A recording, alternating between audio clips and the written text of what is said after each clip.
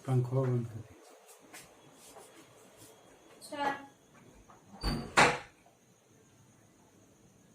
नमस्कार, मैं ओम प्रकाश शास्त्री।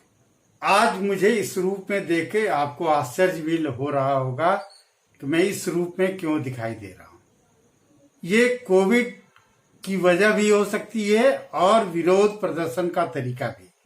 इसलिए कि मैंने मास्क ब्लैक लगाया है। यह एक विरोध का तरीका भी है। अब मैं मास्क हटाता हूं और सीधे अपनी बात पर आता हूं। अगर एक लाइन में हम कहें तो बिहार सरकार मीडिया पर अंकुश लगाने के तमाम कोशिशों में जुटी हुई है। आपको यह सुन के आश्चर्य होगा, लेकिन यह सच्चाई है और इस सच्चाई को मैं एक एक करके आपके सामने रखने की कोशिश करूंगा। बिहार सरकार ने पारंपरिक मीडिया को विज्ञापनों के माध्यम से, पारंपरिक मीडिया यानी प्रिंट और इलेक्ट्रॉनिक को विज्ञापनों के माध्यम से खरीद लिया है। यानी एक शब्द सरकार के खिलाफ इन दोनों माध्यमों से किसी को सुनने को देखने को नहीं मिल सकते हैं। एकमात्र न्यू मीडिया है। न्यू मीडिया यानी वेब पोर्टल और यूट्यूब चैनल्स जो सरकार के बारे में, सरकार की नाकामियों के बारे में, सरकार की अच्छाइयों के बारे में भी अपने अपने अंदाज में चीजों को सामने लोगों के बीच रख रहे हैं। लेकिन राज्य सरकार ने ऐसा कदम उठाया है कि अब न्यू मीडिया का मुंह भी बंद हो जाएगा, या अगर जिसने बंद नहीं किया अपना मुंह, उसका मुंह थप्पड़ मार के तोड़ दिया जाएगा। वो अपने आदेश के तहत, इस तरह की व्यवस्था के तहत सरकार ने ये सारा इंतजाम कर दिया है। ये चीजें सुनने में, जानने में बड़ी कड़वी लगती हैं और खास करके मेरे जैसी उम्र के पत्रकार के लोगों को ऐसी बात कहने में कई चीजों को सोचना और समझना पड़ता है। लेकिन जो सच्चाई है उससे अगर हम लोगों ने मुंह मोड़ लिया तो फिर यह समझ लीजिए कि एक अघोषित या घोषित रूप में कर्फ्यू या सेंसरशिप का सामना पहले आप लोगों ने किया है। एक बार नहीं बल्कि दूसरी बार भी कोशिश हुई थी, लेकिन दूसरी बार भी नाकाम हुई और ये तीसरी बार कोशिश हो रही है राज्य सरकार की ओर से कि न्यू मीडिया के मुंह को बंद कर दिया जाए। आप पूछेंगे यह बात आप किस हवाले और किस अंदाज में कह रहे हैं, जरा इसको समझाएं, बताएं। तो मैं इसी ओर आज बात करूंगा। आज की बात विभाग का विषय भी यही है कि मीडिया पर अंकुश लगाने की बिहार सरकार कैसे कोशिश कर रही है। उन अखबारों के आप रिकॉर्ड उठा के देख लीजिए जो ट्रेडिशनल अखबार नंबर 1, नंबर 2 से लेकर नंबर 5 तक, उनके विज्ञापन तब बंद किए गए और हफ्ते 10 दिन, महीनों तक बंद किए, महीने भर तक बंद किए गए हैं जिन्होंने सरकार की बात नहीं मानी या सरकार की मर्जी के खिलाफ एक शब्द लिखा। चूंकि मैं बिहार में था, मैं इस चीज को बहुत बारीकी से समझता हूं और 2.5 साल तक पत्रकारिता करने के बाद बिहार में मैं लौट के कहीं बाहर हूं, तीसरी जगह पर हूं, इसलिए मैं उस सच्चाई को बयान करने में पीछे नहीं हट सकता। यानी प्रिंट मीडिया को पूरी तरह सरकार ने अपनी मुट्ठी में कर लिया। जिन लोगों ने सरकार की शर्तों पर चलने की बात कबूल कर ली, उन लोगों के लिए कोई दिक्कत नहीं है। लेकिन न्यू मीडिया जिसने अपनी बात अपने अंदाज में, जो सच्चाई उगलने के लिए एक नए अंदाज में मुहिम में जुटी हुई है, उसके खिलाफ यह सरकार कैसे पीछे पड़ी है, उसके कुछ ज्वलंत उदाहरण गिनाते हुए मैं आपसे बात करूंगा। मित्रों, किसी एक, मैं नहीं जानता हूं कि मान्यता प्राप्त या गैर मान्यता प्राप्त किसी पत्रकार संगठन के एक व्यक्ति ने मुख्यमंत्री को एक पत्र लिखा कि अवैध तरीके से चल रहे पोर्टल और यूट्यूब चैनल सरकार के लिए सिरदर्द तो नहीं पैदा कर रहे हैं, ये शब्द इस्तेमाल नहीं किया, लेकिन अवैध तरीके से चल रहे हैं, इन पर अंकुश लगाने की जरूरत उस संगठन के किसी पदाधिकारी ने महसूस की। और आश्चर्य देखिए, मैं नहीं जानता हूं कि इसमें कोई खेल है, बड़ा खेल है, छोटा खेल है, कोई प्रायोजित खेल है। उस संगठन के व्यक्ति के, जिसको बिहार के ज्यादातर पत्रकार नहीं जानते होंगे उस आदमी का नाम, उसकी शिकायती पत्र पर उसने एक शिकायत की और उस शिकायती पत्र पर मुख्यमंत्री सचिवालय ने तुरंत डीआईजी मानवाधिकार को इंडोर्स करते हुए लिखा, भेजा कि आप इसकी जांच पड़ताल करके करें। डीआईजी मानवाधिकार यानी उप महानिरीक्षक मानवाधिकार इतने महान निकले कि उन्होंने जांच पड़ताल की भी जरूरत नहीं समझी और उस शिकायती पत्र जो मुख्यमंत्री के सचिवालय से आया था, के माध्यम से आया था, उस पर त्वरित संज्ञान लेते हुए उन्होंने 5 अगस्त को एक आदेश पारित कर दिया सभी जिलों के एसपी को कि आप ऐसे अवैध पोर्टल और यूट्यूब चैनल को बंद कराएं, उन पर अंकुश लगाएं, उनके खिलाफ कार्रवाई करें, जिनका निबंधन, ध्यान रखिएगा, जिनका निबंधन आरएनआई या पीआईबी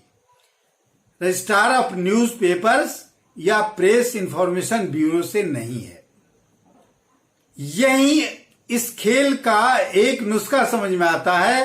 कि यह खेल कहां से शुरू हुआ, किसके हवाले से, कितनी अज्ञानता में, कितनी मूर्खता में उस डीआईजी को, उस मानवाधिकार के उप महानिरीक्षक को यह मालूम ही नहीं है कि भारत में पोर्टल और यूट्यूब चैनल के रजिस्ट्रेशन के लिए ये 2 संस्थाएं अभी अधिकृत नहीं है, या इस तरह की कोई भी संस्था भारत में अधिकृत नहीं है। अगर उस आदमी को समझ होती, जानकारी होती, ज्ञान होता, या अगर उसके ऊपर कोई प्रेशर ऐसा नहीं होता, तो वह जरूर किसी समझदार आदमी से या आरएनआई या पीआईबी से ही यह पता करता कि क्या पोर्टल या यूट्यूब चैनल के रजिस्ट्रेशन की व्यवस्था आपके यहां है या नहीं। लेकिन यह पता किए बगैर, यह जाने बगैर, यह समझे बगैर उसने त्वरित कार्रवाई की उस सो कॉल्ड, मैं तथाकथित इस्तेमाल इसलिए कर रहा हूं, उस व्यक्ति के बारे में। मैं मूलतः बिहार का हूं, बिहार में मैंने लंबे वक्त तक पत्रकारिता की है। बिहार के एक एक वरिष्ठ और कनिष्ठ पत्रकारों से लगभग मैं कह रहा हूं, मेरी जान पहचान या कम से कम नाम के तौर पर जान पहचान है। वो मुझे जानते हैं, मैं उनको जानता हूं, लेकिन मैं उस आदमी को नहीं जानता हूं जिसने कंप्लेन किया एक पत्रकारिता के संगठन के नाम पर, पत्रकार संगठन के नाम पर मुख्यमंत्री को पत्र भेजा। मुख्यमंत्री सचिवालय भी इतना सक्रिय हुआ कि तुरंत उसको डीजीपी मानवाधिकार को भेजा और डीजीपी मानवाधिकार ने आनन फानन में एक्शन ले लिया और एक एसपी, सारे जिलों के एसपी को एक पत्र जारी कर दिया कि वैसे पोर्टल और यूट्यूब चैनल को बंद कराएं, या उनके बंद कराने का इस्तेमाल शब्द का नहीं है, उनके खिलाफ कार्रवाई करें जो अवैध तरीके से चल रहे हैं और इनसे रजिस्टर्ड नहीं है। उसको पता ही नहीं कि इनसे रजिस्ट्रेशन नहीं होता है। रजिस्ट्रेशन के तरीके भी जो हैं वो पारंपरिक तरीके हैं और देश में एक नहीं अनेक ऐसे पोर्टल चल रहे हैं जिनको भारत सरकार ही नहीं, कई राज्य सरकारों ने, यहां तक बिहार सरकार की ने भी मान्यता देने की व्यवस्था की है। बिहार सरकार जब भी इम्पैनलमेंट के लिए विज्ञापन सूची में नाम दर्ज कराने के लिए विज्ञापन प्रकाशित करती है, उसमें पोर्टल का भी नाम जिक्र होता है कि पोर्टल का भी उसमें रजिस्ट्रेशन होगा और उसकी जो अर्हता तय की गई है वो भारतीय मानक भी नहीं है, वो गूगल एनालिटिक्स है। यानी सारी चीजें अगर बाहर से हो रही हैं तो उस डीआईजी को ये समझ नहीं आई, या उस डीआईजी ने आनन फानन में अगर ये एक्शन लिया, ये आदेश पारित किया और लोगों ने उस आदेश को सुना समझा, एक्शन में किसी ने भी नहीं लिया है। मैं धन्यवाद देता हूं बिहार के उन एसपीज को, उन पुलिस अधीक्षकों को जिन लोगों ने उस मूर्ख, मैं मूर्ख शब्द का इस्तेमाल इसलिए कर रहा हूं, माफ कीजिएगा, वो डीआईजी साहब भी माफ करे, मैं गाली नहीं दे रहा हूं, मूर्ख उसको कहा जाता है जिसको कानून या ज्ञान की समझ न हो या व्यवस्था सम्मत जो न चले, इसलिए मैं मूर्ख कह रहा हूं। उनको सबसे पहले जरूरत ये थी कि अगर कोई शिकायती पत्र ऐसा उनके पास आया तो उसका रजिस्ट्रेशन जो उस पत्रकार संगठन के पदाधिकारी ने लिखा कि पीआईबी और आरएनआई से रजिस्ट्रेशन जिनका नहीं है उनके खिलाफ कार्रवाई की जाए, वो अवैध है, और उन्होंने हूबहू वही आदेश पारित कर दिया। पीआईबी के किसी भी अधिकारी से, पीआईबी संस्था के जो लोग हैं, पीआईबी में चिट्ठी डाल के उस डीआईजी को मैं ये चैलेंज करता हूं कि वो जान लें, जानने की कोशिश करें। आरएनआई और पीआईबी को पत्र भेजकर कोशिश यही होनी चाहिए थी उनकी ओर से पहली बार कि ये दोनों संस्थाओं की ओर से इस बारे में क्या व्यवस्था है वह जान लेते, फिर उसके बाद आदेश पारित करते तो समझ में आता कि वो ज्ञानवान हैं, समझदार हैं, वो बहुत बड़े आदमी हैं, सरकार के आदेशों के पालन करने वाले हैं, व्यवस्था के पालन करने वाले हैं। लेकिन उनको न व्यवस्था के पालन से मतलब था, उनको मुख्यमंत्री के यहां से पत्र घूम के आया, इसलिए उस पर आनन फानन अमल करना था, जांच पड़ताल भी नहीं करनी थी, कुछ पता भी नहीं लगाना था, इसलिए उन्होंने ऐसा किया। तो मैं सीधे सीधे तब तक यह बात कहूंगा, या मैं ही नहीं या मेरे जैसे जो भी लोग होंगे इस पेशे से जुड़े हुए, जो पोर्टल या यूट्यूब चैनल से जुड़े हुए लोग हैं, आज की तारीख में अगर मैं नाम गिनाने जाऊं तो बिहार के एक बड़े नाम है अजीत अंजुम,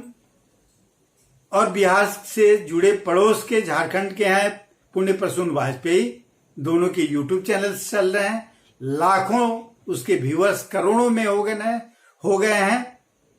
बड़े नाम पोर्टल चला रहे हैं। तो और भारत सरकार मान्यता दे रही है, उनको विज्ञापन दे रही है। कई राज्यों की सरकारों ने, यूपी सरकार ने अभी व्यवस्था की पोर्टल को विज्ञापन देने की, छत्तीसगढ़ की सरकार ने की, बिहार सरकार ने खुद अपने कॉलम में लिखा है कि अगर आप पोर्टल चलाते हैं तो पोर्टल का नाम और उसके ये ब्यौरे चाहिए। वैसे स्थिति में आप पीआईबी और आरएनआई के रजिस्ट्रेशन की बात कहां से आपके दिमाग में आई? डीआईजी साहब, मैं ये सवाल सीधे सीधे पहले आपसे कर रहा हूं, और ये बात मेरी पहुंच जाएगी किसी न किसी माध्यम से डीजीपी साहब के पास कि डीजीपी साहब, आपका एक ऐसा आदमी है जिसने ऐसे शिकायती पत्र पर बिना तहकीकात किए एक तुगलकी फरमान जारी कर दिया, जिसकी वजह से कई लोग संदेह के घेरे में हैं, कई लोग अपराध बोध की भावना से ग्रसित हैं, उसमें मैं भी हूं। अगर मैं अपराधी हूं तो डीजीपी साहब साबित करते हैं, लेकिन साबित करने के पहले आपको कटघरे में जाना पड़ेगा कि आप आरएनआई और जिस पीआईबी का जिक्र आप कर रहे हैं उससे यह साबित कर दें कि उनके यहां रजिस्ट्रेशन का क्या प्रावधान है। अगर वो दोनों कहते हैं तो मैं खुद को दोषी मान के खुद को ही सरेंडर कर दूंगा, आपको हमारे खिलाफ कार्रवाई करने की जरूरत ही नहीं पड़ेगी। आज की बात विभाग में बिल्कुल साफ साफ कि ये सरकार पर भी मैं दोष थोप रहा हूं, दोष मढ़ रहा हूं कि सीएम सचिवालय में बैठे हुए उस आदमी ने उस लेटर को इंटरटेन कैसे किया, उसको पहले ये समझना चाहिए था। उसके पास बड़े विंग हैं, सूचना जनसंपर्क विभाग है उस सरकार के अंदर में, मुख्यमंत्री के अंदर में, उसको पता ये करना चाहिए था, भेजना चाहिए जनसंपर्क विभाग में, सूचना जनसंपर्क विभाग इस पर क्या कहता है, उसकी सम्मति लेने के बाद उस पत्र को डीजीपी को भेजना चाहिए था जो मानवाधिकार के हैं। लेकिन उसने सीधे सीधे अगर भेजा तो इसका मतलब कि सरकार की मंशा में भी कहीं खोट है। हो सकता है कि सरकार के दिमाग में यह बात बैठी हो कि बांध टूट रहे हैं, सृजन घोटाला हो रहा है, शेल्टर होम कांड की खबरें ये न्यू मीडिया उजागर कर रहा है, अपराध की खबरें उजागर कर रहा है, कई तरह की ऐसी चीजें हो रही है, घपले घोटाले की चीजें उजागर कर रहा है। चुनाव का वक्त है, कहीं सरकार पर बुरा असर ना पड़े। पारंपरिक मीडिया को तो मैनेज किया जा सका है, इस मीडिया को मैनेज करना बड़ा मुश्किल है, इसलिए इस पर अंकुश लगाने की कोशिश हो रही है। यह बात सिर्फ और सिर्फ बिहार के लिए नहीं है, यह सवाल दूसरे राज्यों में भी उठ सकता है। इसलिए मैं चाहूंगा कि मेरी इस बातचीत का दूसरे राज्य भी संज्ञान लें, उस पर बिहार के ऐसे पत्रकारों के साथ जो वेब पोर्टल या यूट्यूब चैनल से जुड़े हुए हैं, जो उसके संचालक या मालिक हैं, उनके साथ खड़े हों, ताकि इस लड़ाई को हम लोग आगे बढ़ा सकें। आज की बात विभाग में बिल्कुल खरी खरी इतनी। नमस्कार, मैं ओम प्रकाश।